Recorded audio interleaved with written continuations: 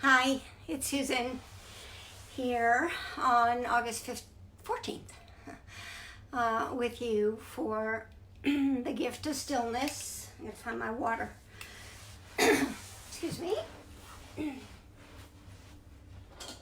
we go.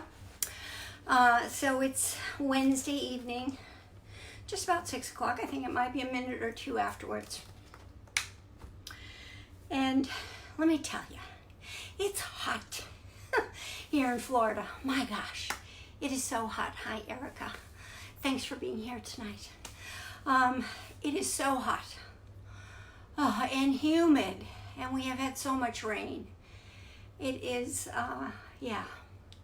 it's pretty unbearable. So tonight I have my yoga shorts on. I just couldn't even stand the thought of having to put yoga pants on. It was just too hot and humid. Anyhow, so for the last few weeks we've been sharing information about chakras, and we've been talking about some of the things in this little energy book. And we're going to continue with a couple of things from, well, actually, two things from that energy book. And we're going to also continue to talk about the chakras tonight. Tonight we're going to switch to a new chakra. We have talked about the throat chakra, the third chakra, and then we also talked about the solar plexus chakra. And tonight we're going to switch to the heart chakra, the fourth chakra.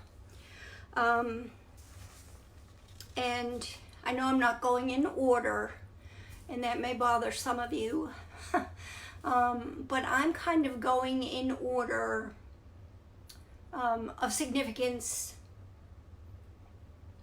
I guess that has a significance to me, and if that bugs you, I'm sorry, but it's a significance to me because these are the chakras that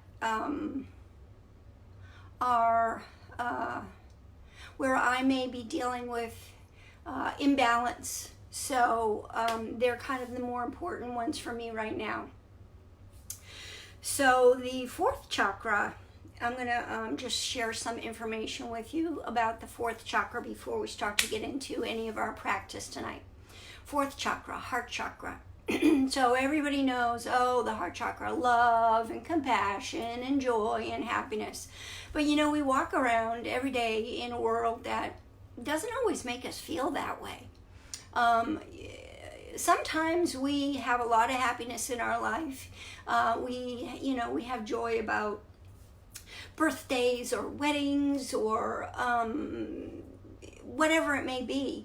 But there can be a lot of things that can bring us down in our life too. Just look at all these mass shootings, or you just listen to the news for a week, and holy mackerel, that is enough to bring anybody down, which is why I don't usually listen to the news. So the heart chakra is one that when it's imbalanced, really can, in my opinion anyway, bring a sense of real sadness and not necessarily depression, because depression is a whole different psychological problem, but a sense of sadness and maybe I don't know, loss, and just a lack of joy in your life. And so there are things and ways that you can help yourself if your heart chakra is imbalanced. And these are simple things that you can do every day. Excuse me, I need some water.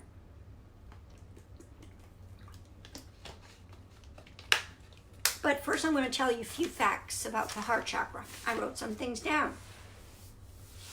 So obviously, heart chakra, love, joy, compassion. The element is air. The color, not red, not pink, color is green. And that represents soothing, healing, and ecstasy. Some of the essential oils associated with the heart chakra: lavender, jasmine, geranium, peppermint, thyme, and melaleuca. And then the crystals: aventurine, emerald, amazonite, malachite, and another one that I actually have a piece of, chrysoprase. I never know how to say it. It's chrysoprase. And a lot of these are green, not all of them, obviously, because rose quartz is pink. But many of them are green, obviously the association of the heart chakra being green. I have a few of them. Just wanted to show you. This is a piece of rose quartz. It's a huge chunk of raw rose quartz. So typically when you are looking to get a piece of crystal for yourself, you want to hold it in your non-dominant hand. So I'm right-handed. If I'm shopping for crystal, I want to hold a piece of crystal in my left hand. And first of all, visual, if there's a visual attraction to the piece for me.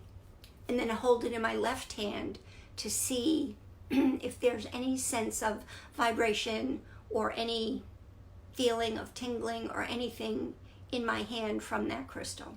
This is a really beautiful piece of rose quartz. It's got a lot of translucence in it. And then I have a tumbled piece of emerald. Believe it or not, this is an emerald. Not the type of emerald that you're going to ever see on a ring or on a piece of jewelry, but this is a tumbled emerald. And then this is a tiny little piece that usually ends up in my bra, believe it or not, of that, oops, where am I here? Hi, Cam. Of the chrysoprase, okay? This is real small, and this usually ends up in my bra. And then I have also several bracelets that I wear of the amazonite. Just beaded bracelets.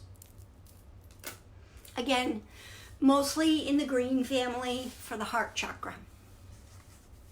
So I'm going to read you a few things that you may recognize in yourself if you have balance issues in your heart chakra. If you have an underactive heart chakra, you may, now this is all may, okay? You may be shy, have a fear of getting hurt, feelings of loneliness or being unloved.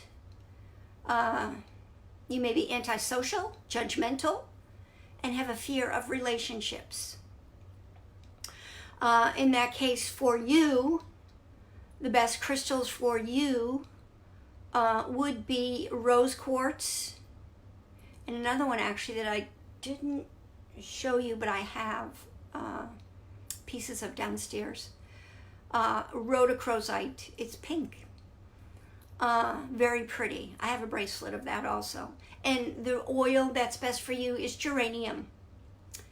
If you have an overactive heart chakra, you're overly empathetic, you're overly concerned, you have poor boundaries, you're kind of codependent, you're clinging, you tend to stay in abusive relationships. Now these are all may, okay? This is not set in cement. And you're overly sacrificing. So crystals that may help you in that sort of a situation. Emerald. Again, you don't have to walk around with a 5-carat emerald ring on your finger. You can just have a piece of emerald that looks somewhat like this.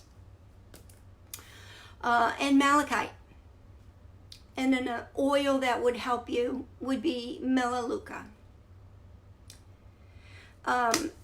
And if you're using an oil, let's see, do I have an oil here with me that falls into this family? Oh, well, lavender. Lavender is like the all-faithful oil for just about everything. So, yeah, lavender is good for the heart chakra. I don't know what lavender is not good for, generally speaking. But, so, if you are using lavender, specifically for your heart chakra, you can always put a drop. I put 2 there. Okay, rub. You want to rub counterclockwise. And then inhale. You can also put some on the bottoms of your feet and on the bottoms of your toes. Of course, you want to do that probably if you're about to go to bed. But that's especially good for the heart chakra. And if you have issues with overactive or underactive, then you would use the oils that are suggested here, geranium or the melaleuca. So our yoga practice tonight is going to focus on the heart chakra. Our energy medicine that we are still doing some things from this little book will also focus on the heart chakra. But in the meantime, I'm going to just read a brief affirmation that you may want to also practice if you are interested in the heart chakra, for whether it's underactive, overactive, or just something that you want to practice for reminding yourself to be strong in your heart chakra. I am giving and receiving love effortlessly and unconditionally.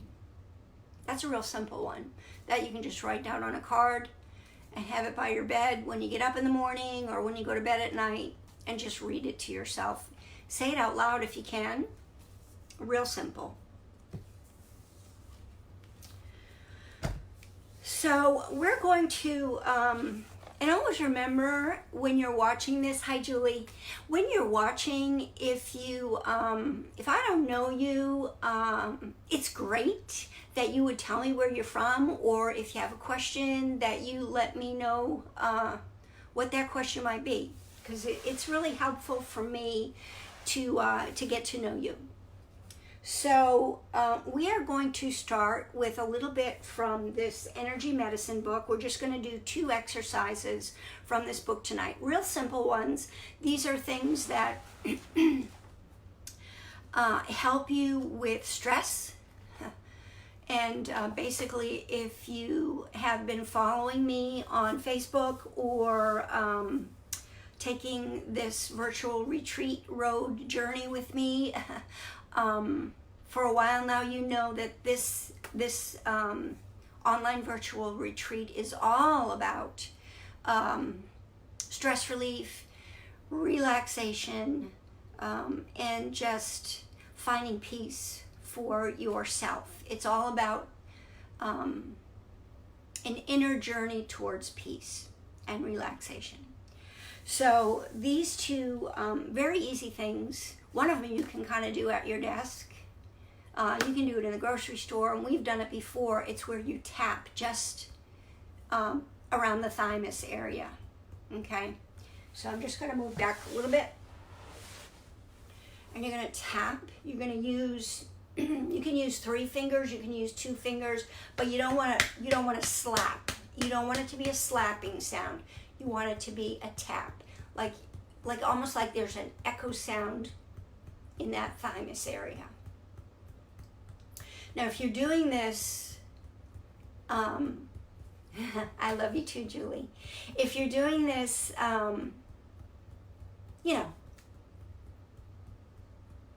not in a timed class with me, you can do this for like 3 or 4 minutes. This is really great for you to do. This sort of wakes up your thymus, and your body says, oh, hello, what's going on here? We're only going to do it for about 30, 40 seconds, something like that. But this is very, very good for you to do every day. Watching TV, not driving. Keep both hands on the wheel. But you really do want to kind of feel that echoing in that chest cavity there.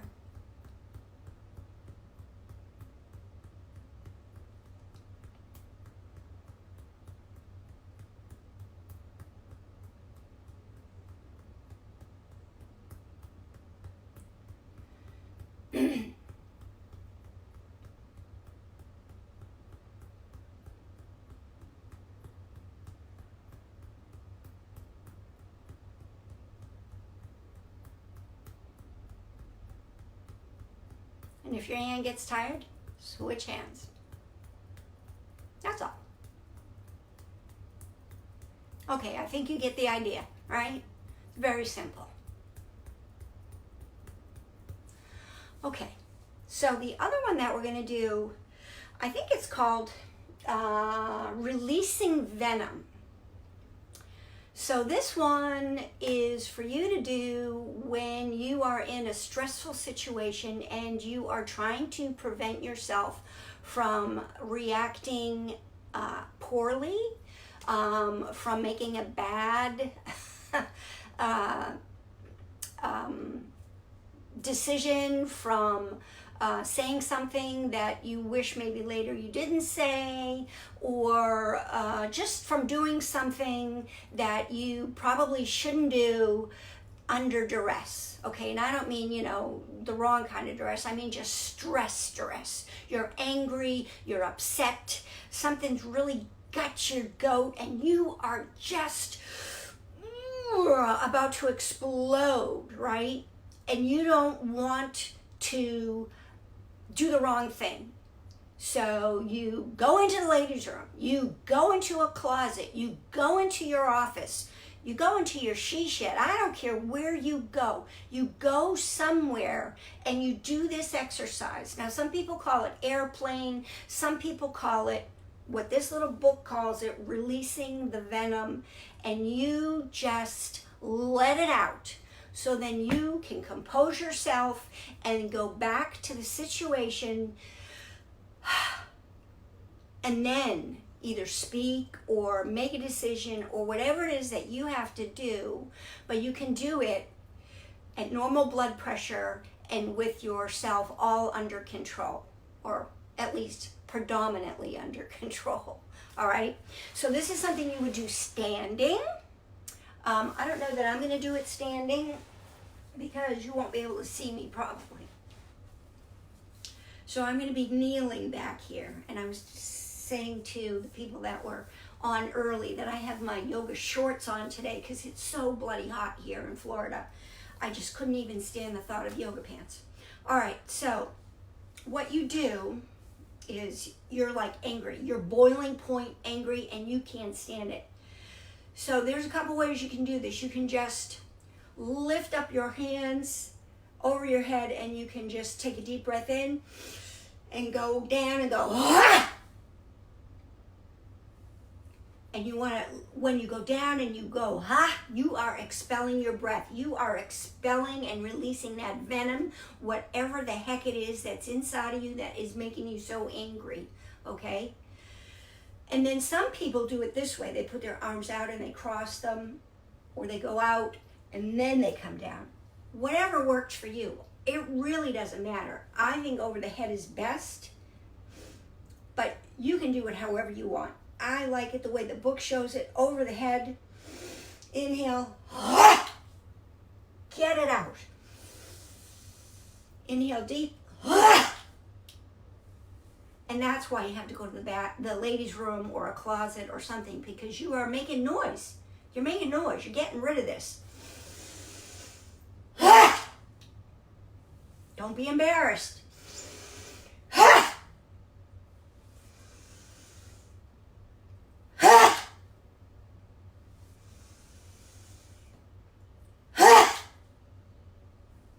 And you do it, I don't know, 6 times, 7 times, 10 times, whatever it takes to make you feel that you got rid of it. And then take a few minutes to just breathe normally. Maybe count in to 4 and out to 5.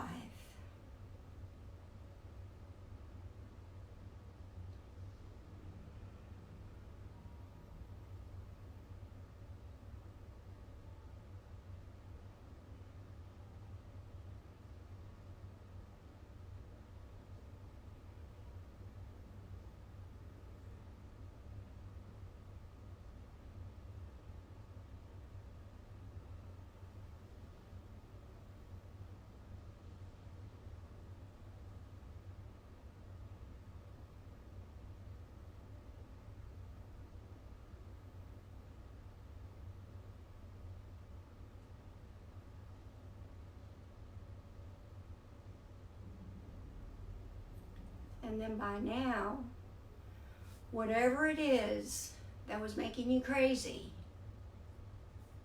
should be gone. I'm not saying the problem is gone, but the craziness in your body should be gone. And you should be able to, with some sense of calmness and peace, be able to go back from whatever room you were in to the situation and deal with it.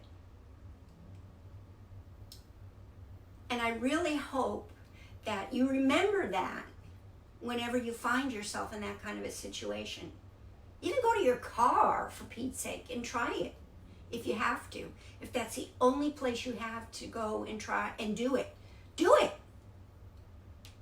Just do it. And get it out. Release it. Release that anger, release that frustration, and make yourself calm and peaceful. And that way, you will make the right decisions, and you will say the right things, and you will have peace inside of you when you do that, rather than fury and anger and stress. Okay, off my soapbox about that, but I think that's just such a great thing. All right, so now we're going to get into practicing yoga. And again, the yoga that we practice tonight is focused on the Heart Chakra, the 4th chakra, which is about love. The color is green, which surprises some people. And for those of you who may be new tonight to this virtual retreat, I am a yin yoga teacher. I teach yin, and yin yoga is very different than vinyasa yoga. Vinyasa yoga is almost like a dance. You're standing and you're flowing. Yin yoga, predominantly, you're on your mat, and you are finding yourself in a pose where it's kind of like Goldilocks and the Three Bears. You find a place in the pose that's comfortable for you, because you are going to be in that pose for anywhere from 3 to 5 minutes. Because unlike vinyasa yoga, where you're shifting and moving muscles and getting more of a breath and muscular workout, we in yin yoga are working the joints, we're working the tendons, we're working ligaments, and we're working fascia. This is all about strengthening those parts of the body. You need both, yin and yang, but that's what I teach, okay? So, we are going to start on our mats. So if you have your mat ready, please find your place on your mat. And I'm going to face you, but I want you to be seated on your mat normally. And find easy seat, okay? So you just can be upright. Your legs can be crisscross, whatever's comfortable for you. I'm going to turn to face you so you can see what I'm doing better. We're going to just do a little bit of warm up. I'm going to start just a little bit of breath work. Just breathe in to the count of 4 and out to the count of 5.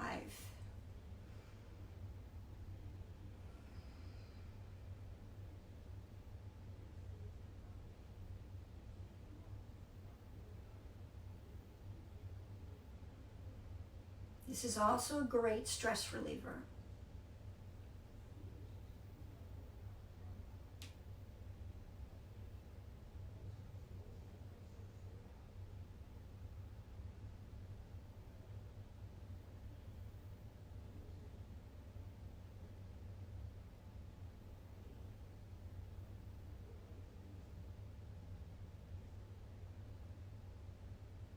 Okay, now just breathe normally. And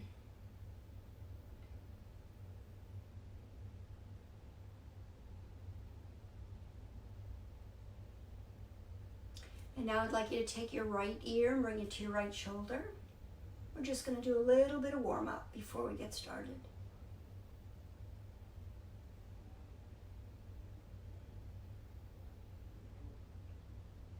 Bring your chin to your chest.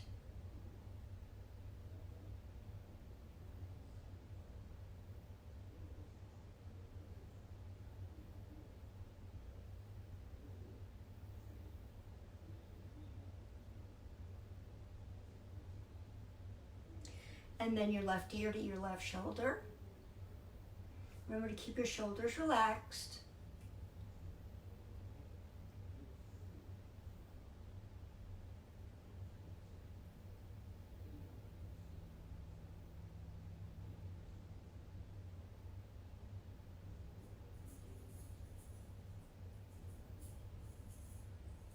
And then you bring your head back to neutral.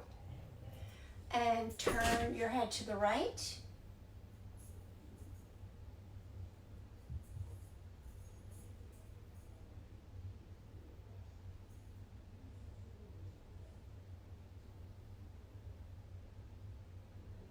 Back to neutral.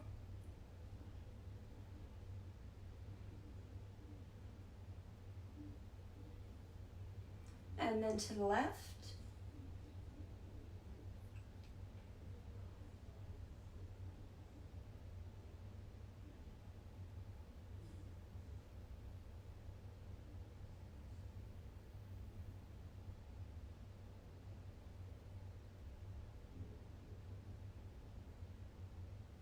And then back to neutral.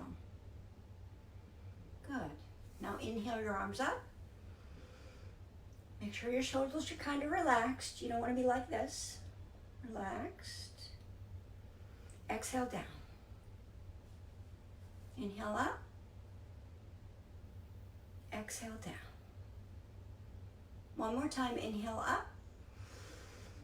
This time drop the left arm and then stretch over to the left with the right arm.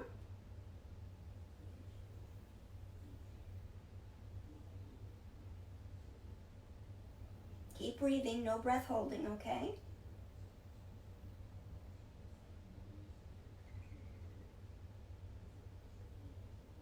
Inhale up. And now we're just going to switch. So the right arm comes down, the left hand switches so that it's stretching over to the right.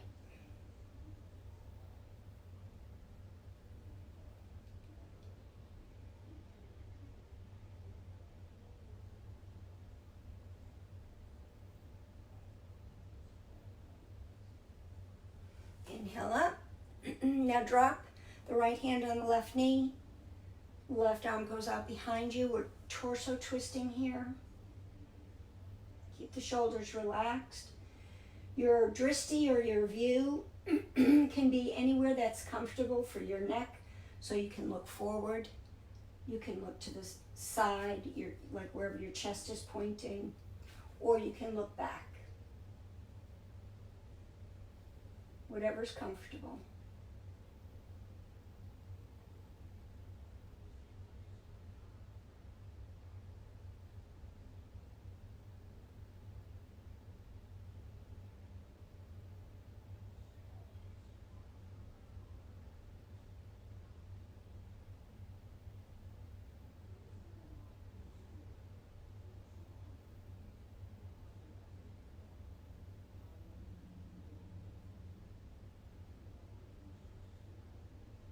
Inhale the arms up. And now we're going to switch. So the left hand goes to the right knee, the right arm behind you. Another torso twist here. And again, your gaze or your drishti can be wherever is comfortable for your neck.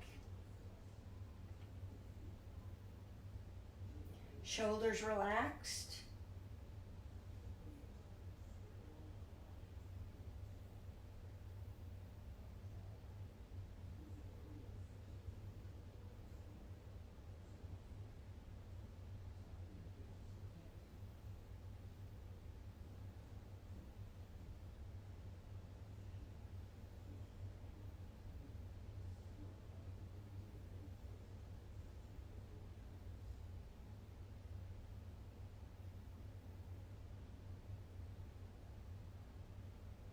Good. Inhale the arms up. And exhale your hands down to your knees. All right, so our first actual yin pose tonight is going to be a reclined bound angle. So if you have a pillow, that would be great. I know some of you who have been doing this for a while may have some blocks or maybe even a bolster, but if you don't have blocks or bolster, that's fine. A pillow would help. We are just going to, I'll show it to you with a bolster because I happen to have one handy. If you have a bolster, you're going to put that bolster right up against the back of your sacrum. Make sure you can see this. Back of your sacrum. You're going to bring the soles of your feet together as close to your groin as possible, as comfortable, okay? This is where we get into that Goldilocks theory here, right? Whatever is comfortable so that you're going to be able to hold this for 3 to 5 minutes. If you need something underneath your knees, because your knees are uncomfortable if they don't touch the floor, mine don't, you can put another pillow underneath your knees. And what you're going to do is you're going to slowly bring yourself back. Watch your head, support it as you come back. And you're going to stay in this position for about 3 to 5 minutes. If your hands are more comfortable here, that's fine. Again, if you need something under your knees, that's fine. The bolster can be a pillow. If you have a pillow, you can use a pillow. You can line up 2 pillows if that works for you.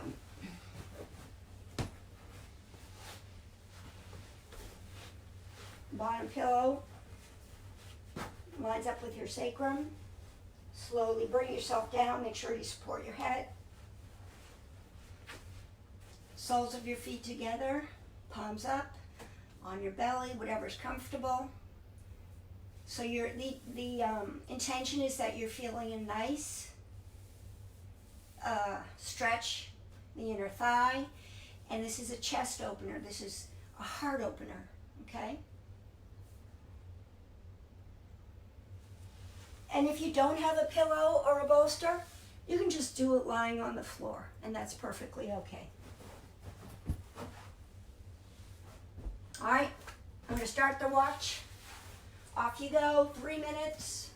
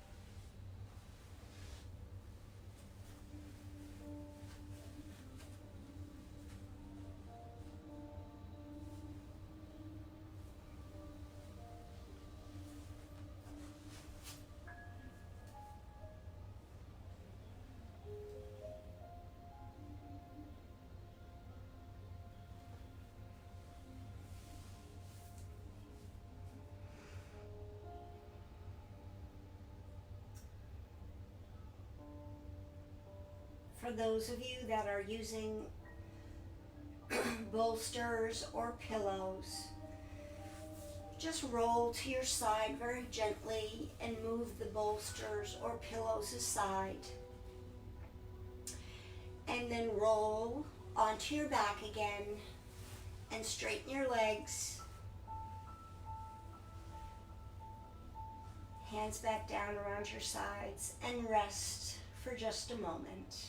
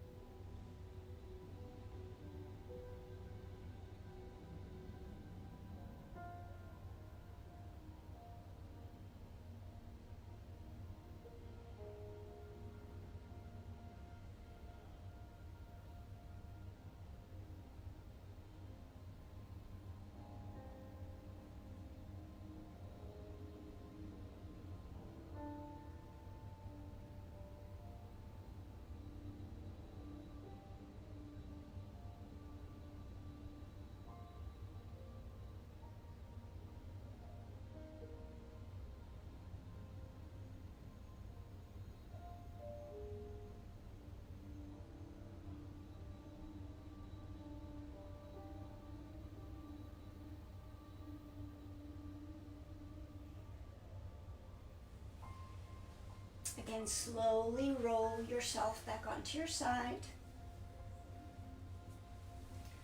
Bring yourself up to a seated position. And then just with your hands behind you like kickstands, windshield wiper your legs for just a moment.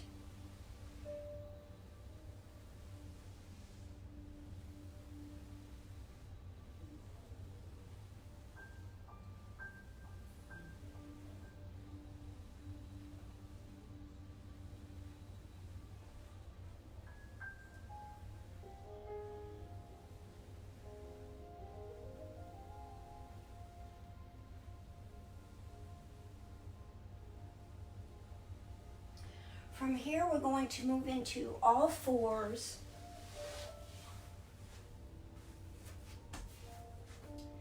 So you'll have your hands directly underneath your shoulders, fingers splayed.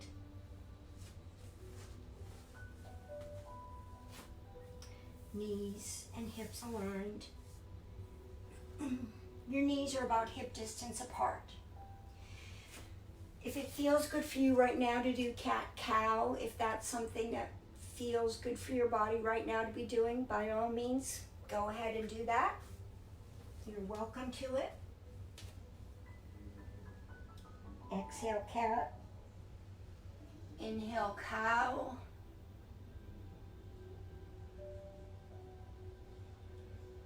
Lubricate that spine.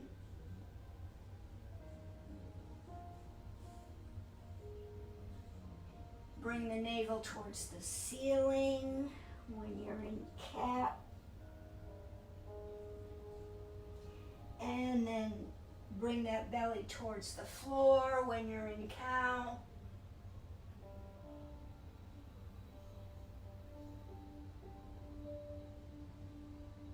Nice and slow.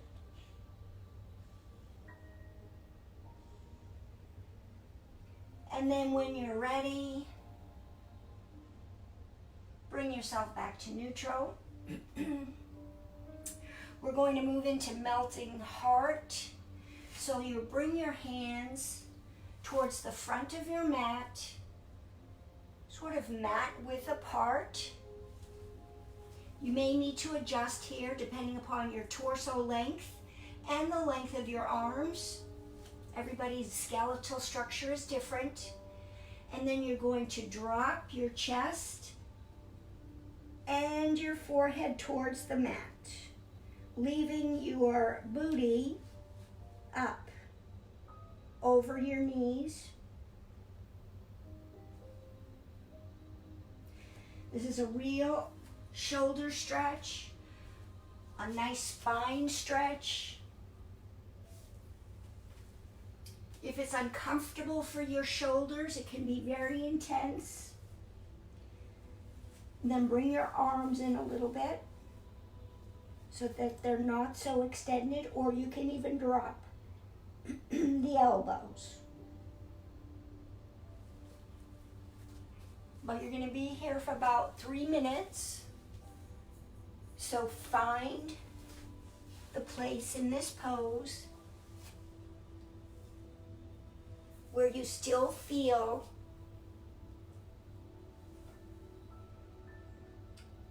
the purpose of the pose,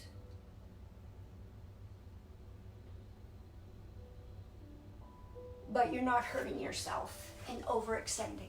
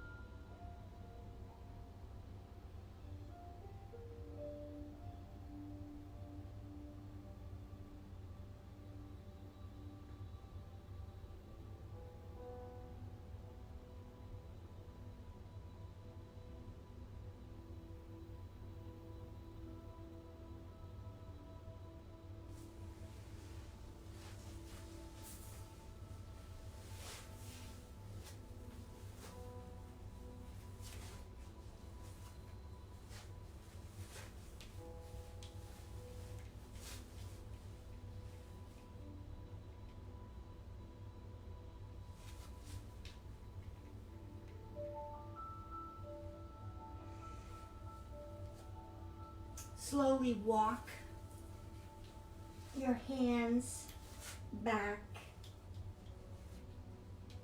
so that your elbows are almost aligned with your shoulders.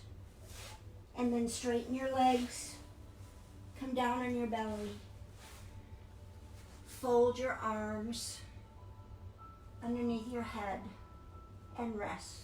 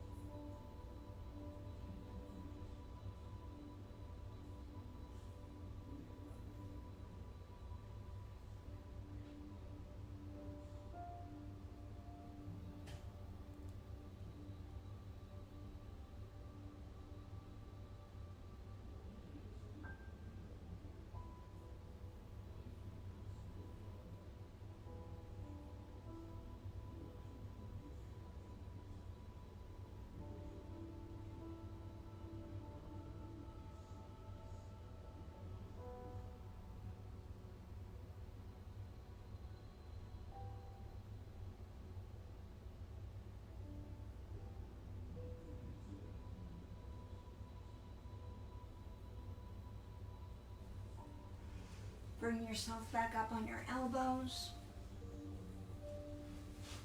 And then carefully roll yourself over onto your side and bring yourself up to seated. From here, we're going to do half saddle. I am going to change my position so that you can see me a little bit better, but you can stay on your mat the way you are. So, in this pose, you will have one leg straight and one leg bent. Let's see how, if you can see me. So, I'm going to straighten my right leg and have my left leg bent. And here you have multiple options for using props. Yin is a lot about props. Pillows, bolsters, blankets, blocks. And again, that is because the intention of the pose is to focus on certain joints and ligament areas, and work certain fascia areas, and for you to be able to stay in the pose for a certain amount of time. And in order for you to be able to do that, sometimes you need to use props. Not always. Some people don't ever use props because they have they just have the ability to get into the pose and find the intention of the pose without needing to use a prop. But some people do need props. Sore knees, funky ankles, or whatever. And there's no shame in that. There's no problem with that. So here I am. Left leg is bent, right leg is straight. The intention of the pose now here is for me to come down all the way on my back. I don't think, and keep that left leg down. I don't think I can do that quite correctly without a bolster, okay? So I am going to put a bolster behind me. You can use a pillow if you need to. And I'm going to lean on that because I want to keep that left leg all the way down. So I'm coming down on my elbows, making sure my head is supported on that bolster, my head and my neck.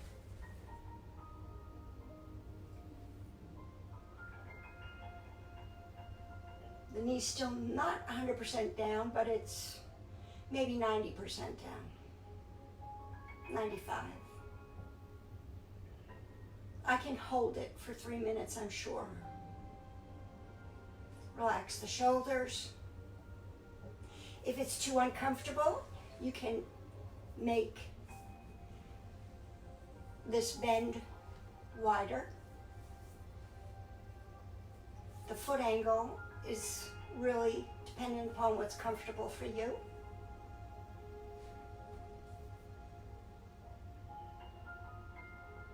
If I make that change in angle of my leg, my knee definitely stays down. But I cannot do this pose without a bolster.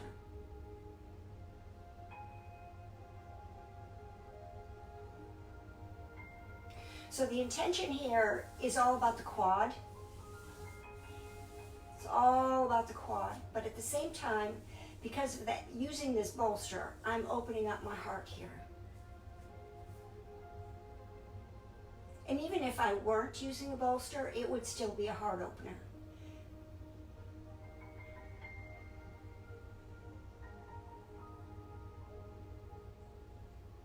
I'm going to set the timer. Hopefully you've settled into something relatively comfortable.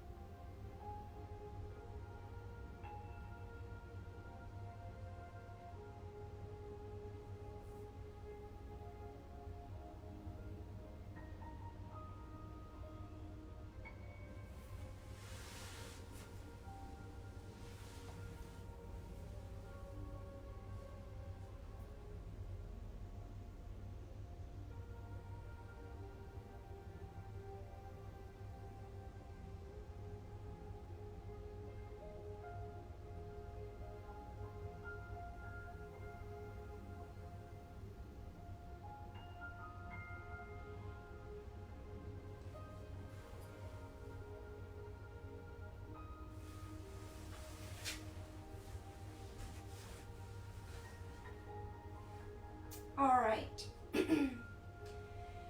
So we've got two things that we need to release here. You need to release that bent leg,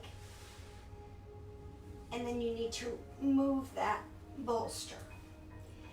And then just lie flat on your back and rest.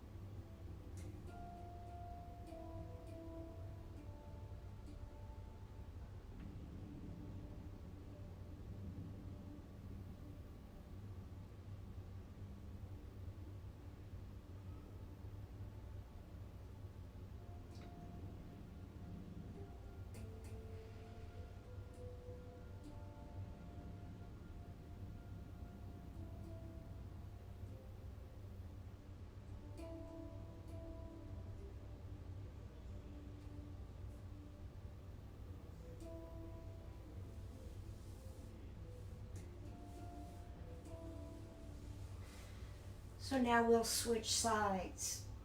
Whichever leg you had straight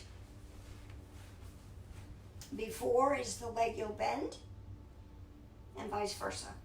So I had my, well, when I was originally showing you, I had my right leg straight. So I would bend my, keep my left leg straight and bend my right leg. Always remember a couple things. For those of you who are new to this virtual retreat, you do not want to feel any sort of zinging or electrical or any kind of strange pain. If you do, release the pose, release the position, and just rest. There should be any kind of pain. Also, when you are in a yin pose, I already talked about, sort of that Goldilocks theory where you're trying to find the just right intention of the pose so that you can hold the pose for about 3 to 5 minutes, feeling the intention of the pose, wherever it may be, the quad, the inner thigh, the spine, wherever it may be. But there is also intention that you remain relatively still for that 3 to 5 minutes, so that you do get the full benefit of the pose, so that the tendons and the fascia and the joints and everything can really benefit the most.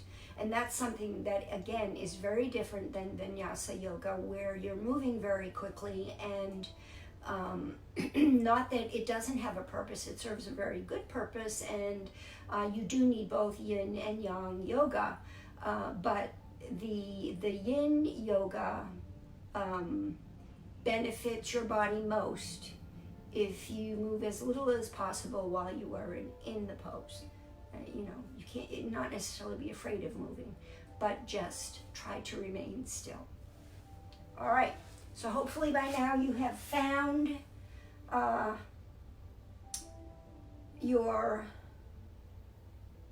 placement in half saddle in the opposite leg, using either a pillow or a bolster, or if you're one of those lucky people that doesn't need either. I am in awe, and I will set the timer.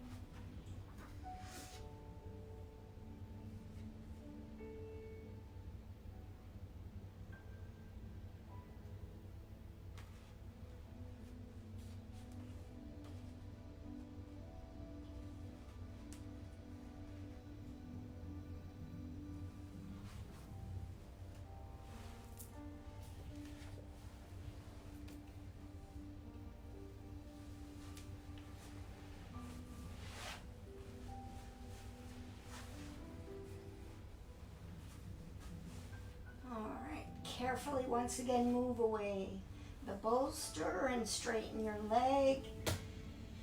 Lay flat on the floor and rest.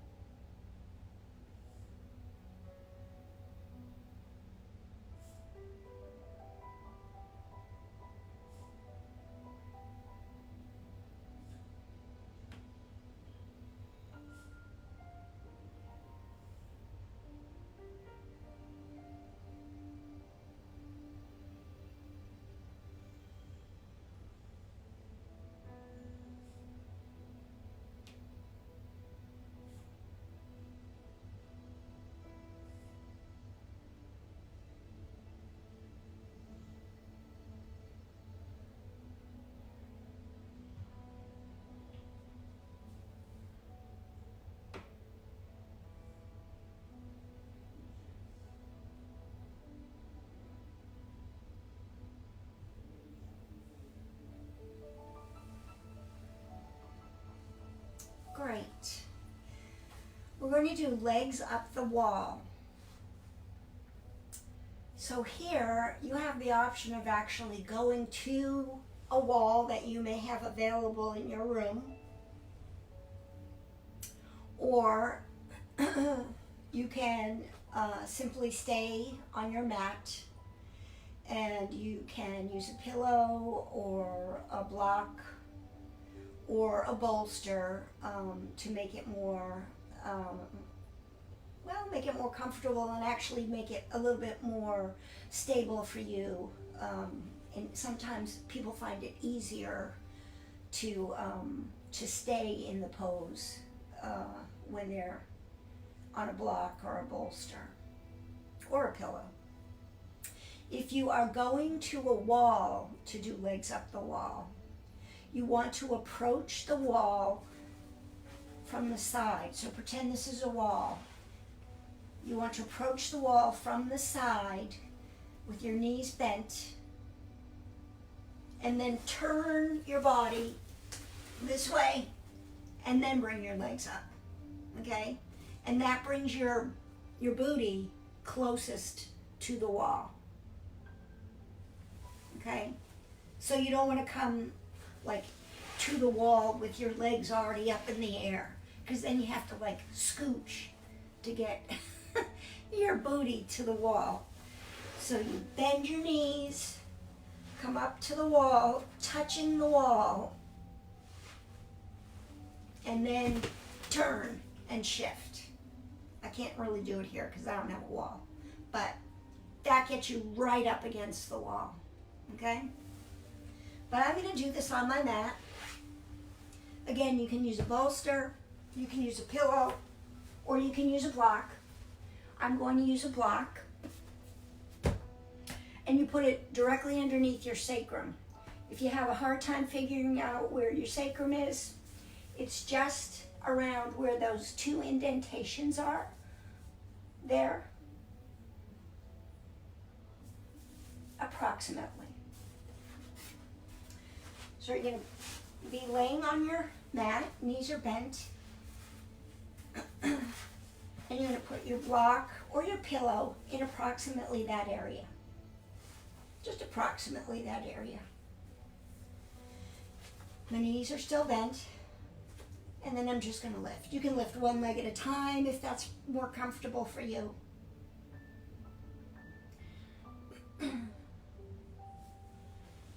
My hands are on the floor.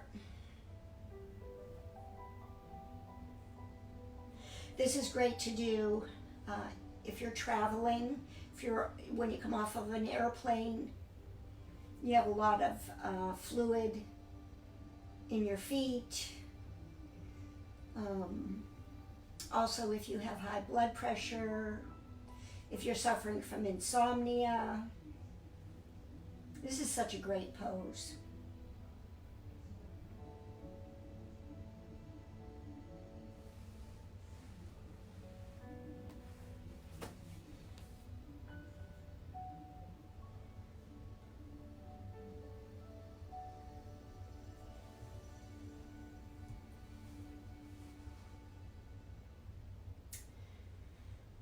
A nice restorative way to do this pose also, especially if you are doing it up against the wall and you have somebody that's able to help you, is to put soft, like those little eye pillows that you have. They're filled with like little beans or something, to put those on the bottoms of your feet. It's easier when you're against the wall because they balance, they don't fall off as easily. Feels really wonderful. Kind of weighs your bones down into your pelvis. It feels good.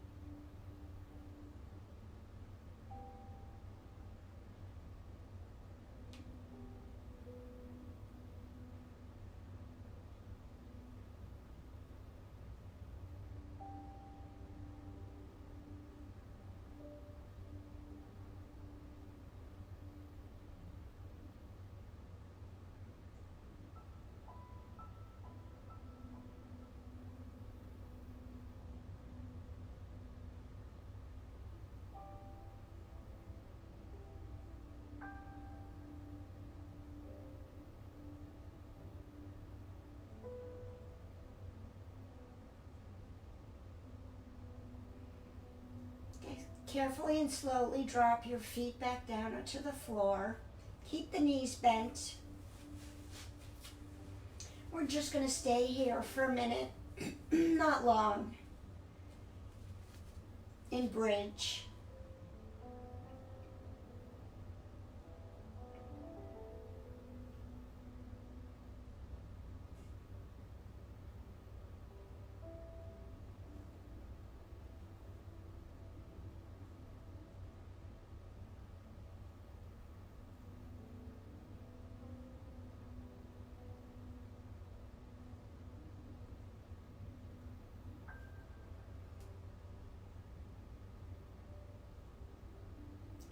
Then what I'd like you to do is straighten your right leg.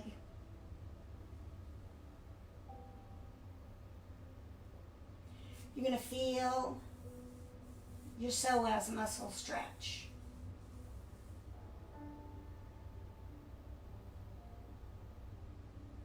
Now straighten your your left leg. You're going to feel it more than likely on both sides.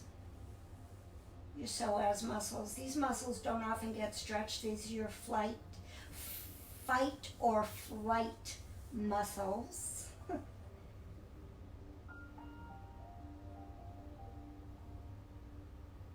If it's too intense, just bend your knees back. We won't be here for 3 minutes. Every time though I'm in bridge, I like to give a little stretch here.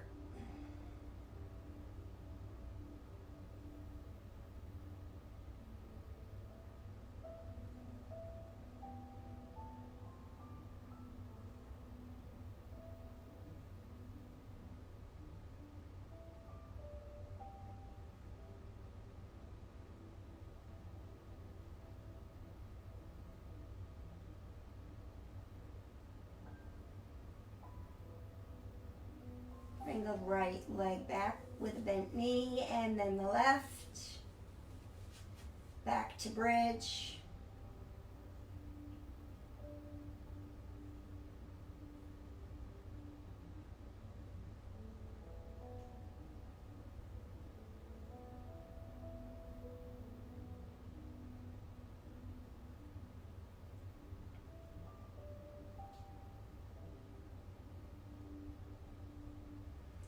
And now just lift your pelvis a little bit and pull out that pillow or bolster or block, whatever it is that you're using.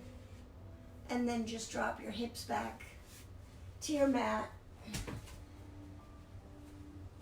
Stretch out your legs and rest.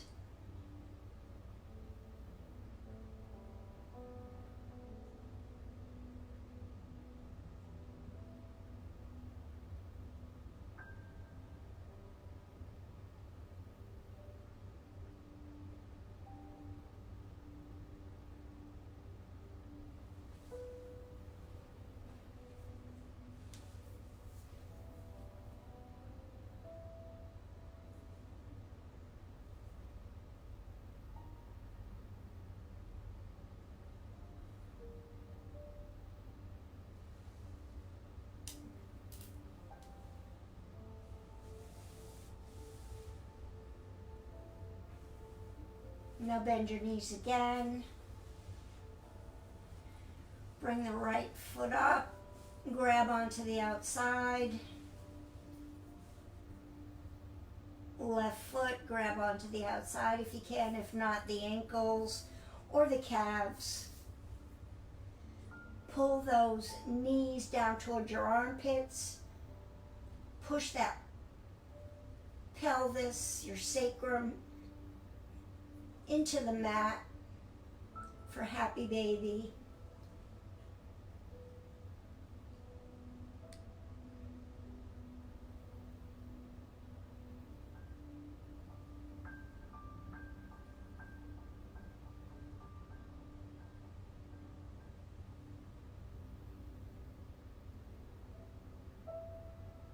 Rock a little bit if it feels good.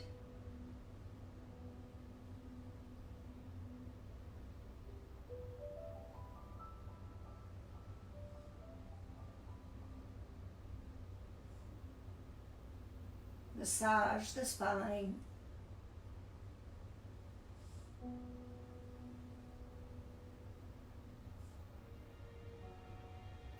Put the soles of the feet together. Drop them to your mat. Straighten your legs and find your Shavasana.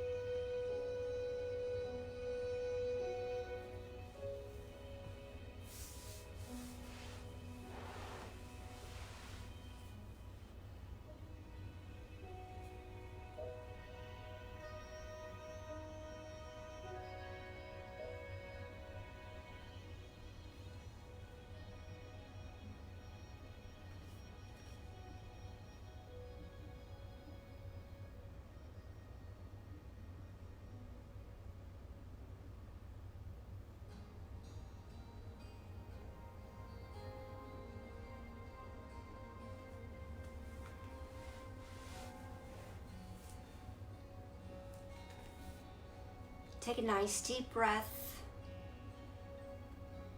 and sigh it out.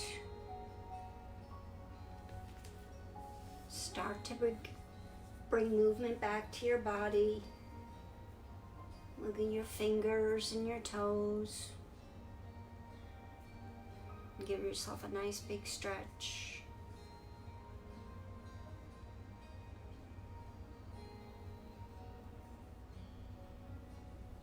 When it feels right, roll over to one side and rest for a moment.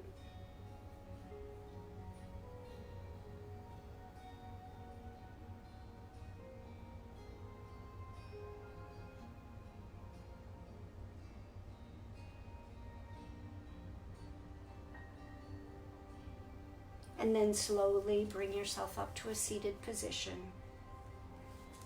with your eyes softly closed.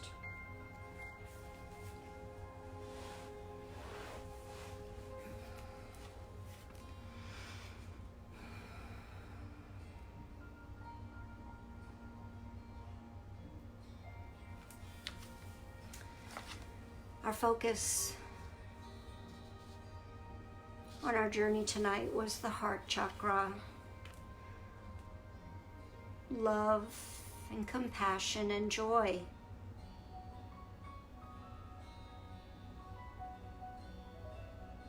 The fourth chakra with the color green and the element air.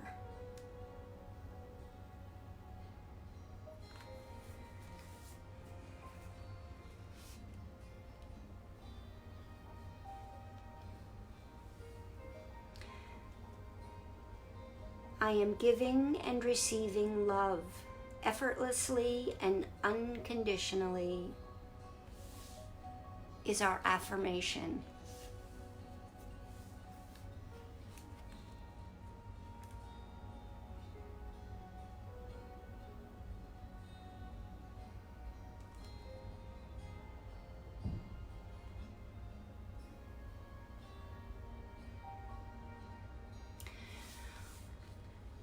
I'm glad you joined me tonight. And I thank you for being faithful.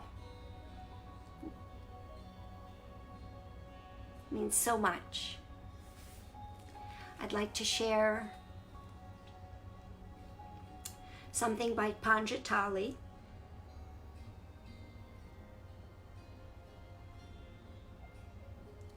When you're inspired by some great purpose, some extraordinary project, all your thoughts break their bonds. Your mind transcends limitations.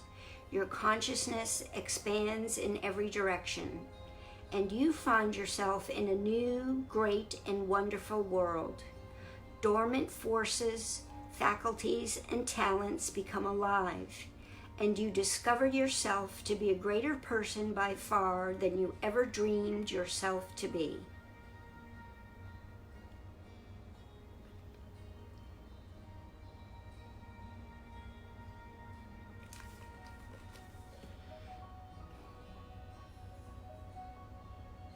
We have to take every day and make the most.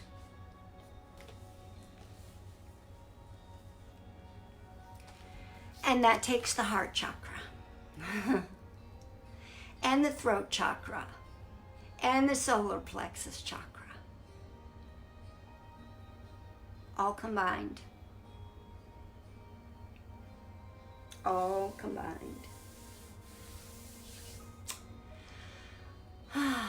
So I'll see you again in 2 weeks. I think that's the 28th. For the next gift of stillness. And then don't forget, if you are in the Claremont area, the Women's Circle is on September 8th here in Claremont at the Garden Club. So I hope you will be able to join me if you live locally. And I know I ran a little late tonight, and I am sorry for that. But so much to share, so much to talk about. But I thank you for being here, and I appreciate your time and your energy. Namaste.